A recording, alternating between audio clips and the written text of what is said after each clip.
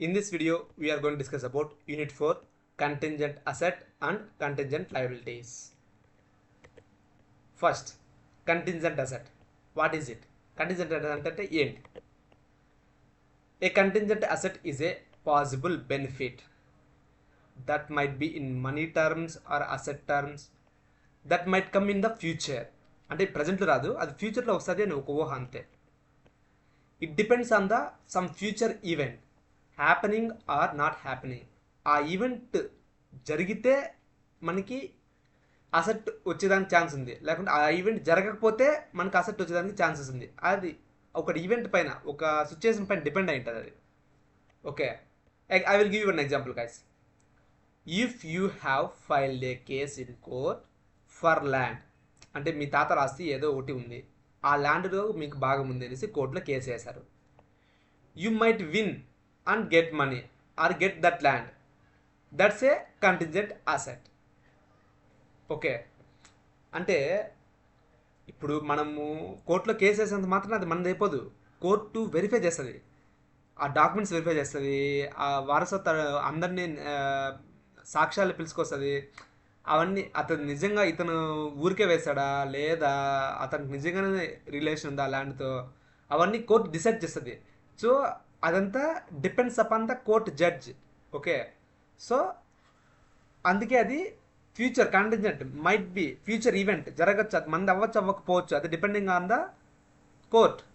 So that is called contingent asset. అలాంటి వాటిని contingent assets కింద డిస్క్లోజ్ చేసుకుంటాం గైస్. ఓకే, ఇంపార్టెంట్ పాయింట్ ఏంటంటే it is not shown in the financial statements unless it becomes almost certain. If it becomes sure, virtually certain, then it's shown as a real assets. అంతే. ఇప్పుడు మన financial స్టేట్మెంట్స్లో మనకి land ఇంత ఉంది, asset ఇంత ఉంది అనేసి మనము చూపించుకోకూడదు అంటిల్ అన్లెస్ ఆ కోర్టు విన్ అయిన తర్వాత, అది కోర్టులో మనకి జడ్జిమెంట్ పాస్ అయినంత వరకు. Okay, next contingent liability. What is it? Contingent liability అంటే ఏంటి? A contingent liability is a possible expense or loss that might happen in the future guys. Okay, it is not sure yet but may happen depending on the some future event. Example guys, దీని కూడా అంతే. You sold a gas stove. నువ్వు gas స్టవ్లు business చేస్తున్నావు, నువ్వు ఒక gas స్టవ్ని అమ్మావు. Later కొంచెం సమయం తర్వాత someone got heart using it, అంటే ఆ గ్యాస్ స్టవ్ యూజ్ చేయడం వల్ల పేలిపోయింది అండ్ అతను ఊరికే ఉంటాడా? లేదు. సెంట్ లీగల్ నోటీస్, అతనికి లీగల్ నోటీస్ సెండ్ చేశాడు, 1,00,000 రూపాయలు పెనాల్టీ వేసాడు అబ్బా. Okay, you may or may not have to pay. వాడు డబ్బులు పెనాల్టీ వేసినంత మాత్రాన నువ్వు పే చేయాలి, పే చేయకపోదు. Okay, it is a contingent liability. ఎందుకంటే కోర్టు డిసైడ్ చేసేది అది ఎవరి మిస్టేక్, అతను నెగ్లిజెన్స్గా చేశాడా అని డిసైడ్ చేసి అన్ని వెరిఫై చేసి కోర్టు డిసైడ్ చేస్తుంది నువ్వు పే చేయాలా వద్దా.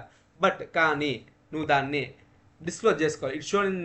It's shown only as a notes or disclose చేసుకోవాలి financial statements. Okay, not a real liability. ఇది లయబిలిటీ కాదు. ఎందుకంటే ఈ విధంగా మనకి నోటీస్ అయితే వచ్చింది, 10 lakhs రూపీస్ 1 lakh రూపీస్ వేసాడు అనేసి మనము దాన్ని డిస్క్లోజ్ చేసుకోవాలి. That is called contingent liability అంటారు. Okay, now difference between liability versus contingent liability. First, liability అంటే ఏంటో guys. Okay, liability versus contingent liability. Liability అంటే ఏంటి? లయబిలిటీ అంటే present obligation guys. Okay, what is it mean? A real liability that exist now due to the past events. Okay, అంటే for example you got a legal penalty from the tax department guys. Okay, you know you must pay it because it's confirmed. ఎందుకంటే నువ్వు tax ఎగ్గొట్టింటావు, so అందువలన tax legal department అనేది నీకు చేసింది. So it's a present obligation, you have to pay. Contingent liability అంటే possible obligation. Possible obligations what is that means అంటే a chance that you might have to pay but it's not confirmed yet. అలా think చేయాలి మనం. Okay, example చూసుకుంటే it's a possible obligation. ఎలా example అంటే someone filed case against you. Okay, ఒకవేళ case నీ గురించి ఎవరైనా కానీ ఫైల్ చేస్తే you may or may not loose.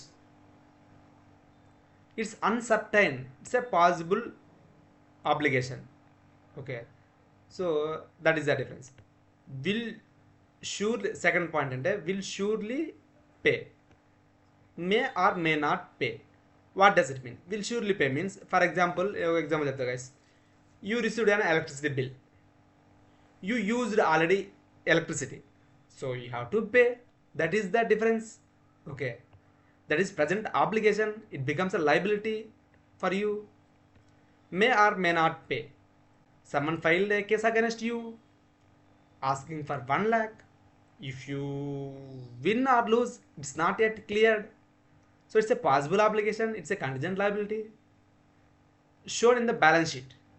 దీన్ని ఖచ్చితంగా బ్యాలెన్స్ షీట్లో మనం చూపించుకోవాలి. ఇది బ్యాలెన్స్ షీట్లో మనము నోట్స్ రూపంలో చూపించుకోవాలి అంతే guys. Here amount is uncertain కాదు, అమౌంట్ ఈజ్ నోన్, మనకి తెలుసు అమౌంట్ ఎంత అనేసి. ఓకే, బికాస్ ఎలక్ట్రిసిటీ బిల్లు ఒక 1000 రూపీస్ వచ్చింది, అందుకు అది నీకు తెలుసు లయబిలిటీ. అమౌంట్ ఈజ్ అన్నోన్ అంటే ఇప్పుడు you have to pay the exact amount, not sure how much, you have to estimate it's. For example, నువ్వు కార్ కంపెనీ ఉంది నీది, నువ్వు కార్లు అమ్మావు, టాటా కార్స్ అమ్మావు. ఓకే, సో అందులో వారంటీ కూడా ఇష్యూ చేయంటావు నువ్వు. సో ఖచ్చితంగా ఒక ఎన్ని కార్స్ నీకు రివర్స్ వస్తాయో తెలియదు. ఒకవేళ ఏదైనా డిఫికల్ట్ ఎన్ని కార్స్ నీకు రివర్స్ వస్తుంది, అమౌంట్ ఇది uncertain.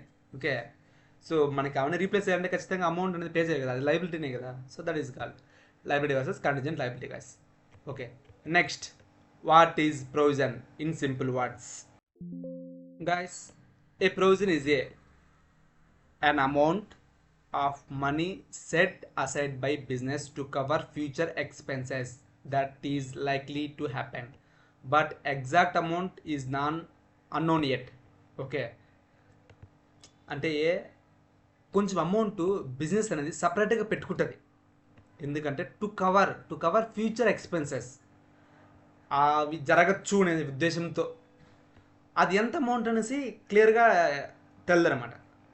Okay, here provision, it's a real liability, present obligation.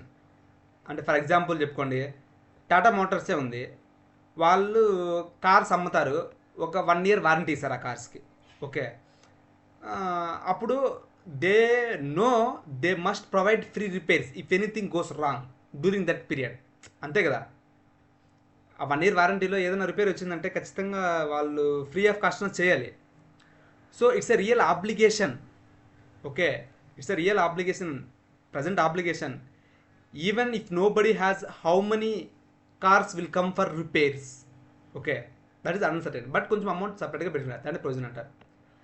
It comes from the past events. అంటే ఫర్ ఎగ్జాంపుల్, నేను ఫోన్పేలో వర్క్ చేస్తున్నా గైస్. ఓకే, సో నేను 3 years నుంచి వర్క్ చేశా.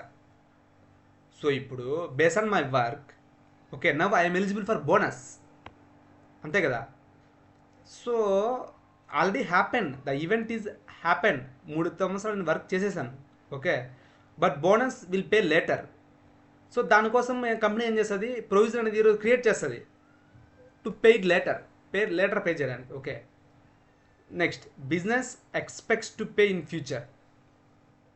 అంటే payments will happen later, but they might now have to plan. Okay, for example తీసుకోండి, ఏదైనా లోన్ లైక్ బజాజ్ ఫైనాన్స్ అనేది ఫేమస్ లోన్ కదా.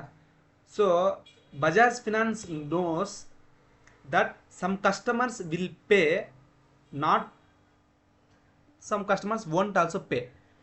అంతే కదా, ఇప్పుడు కొంతమంది పే చేస్తారు, కొంతమంది రీపే చేయరు.